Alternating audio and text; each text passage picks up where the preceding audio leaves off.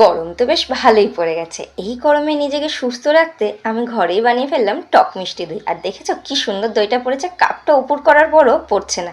তোমরাও তাহলে আমার মতন এই টেকনিকে দইটা ঘরে বানিয়ে দেখতে পারো, দারুণ দইটা হবে। প্রথমেই আমি 1 লিটার গরুর দুধ নিয়ে নিয়েছি, তার সাথে 2টো এলাচের দানা দিয়ে বেশ ভালোভাবে ফুটিয়ে নেবো। আর এখান থেকে 10 গ্রামের মতন আমুল দুধ নিয়ে নেবো, নিয়ে সেটাকেও ভালো করে ফুটিয়ে নেবো। গরুর দুধটা যখন হাফের মতন হয়ে যাবে তখন এই আমুল দুধটা ওর মধ্যে অ্যাড করে দেবো।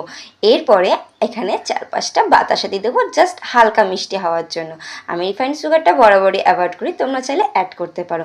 দুধটাকে বেশ ভালো করে ঠান্ডা করে নিয়ে সামান্য দই, মানে 1 চামচের মতন দই দিয়ে সেটাকে ভালো করে নাড়িচাড়ি দিতে হবে। আর দেখো কত সুন্দর সর পড়েছে।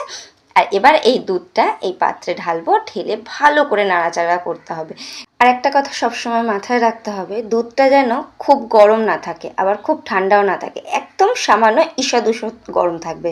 সেই অবস্থাতেই কিন্তু দইটা দিয়ে ভালো করে ফাটিয়ে নিতে হবে। যে যত ফাটাবে ভালো, তার দই তত ভালো করবে। সব দইগুলো পেতে নেওয়ার পর একদিন রেস্ট টাইমে দিয়ে দেবো। দেখো পরের দিনকে দইটা বার করেছি, এটা আমার ফাইনাল লুক দইয়ের। কি সুন্দর লাগছে। চলো তাহলে হাজব্যান্ডজিকে দিয়ে একটু ট্রাই করে নেওয়া যাক। কি গো, দেখো তো কেমন লাগছে খেয়ে দইটা। দেখেছো উপর করেছো, সুন্দর না? এবার খেয়ে বলো তো কেমন হয়েছে এটা। এক্সপ্রেশনে নিশ্চয়ই সবাই বুঝতে পেরে গেছো।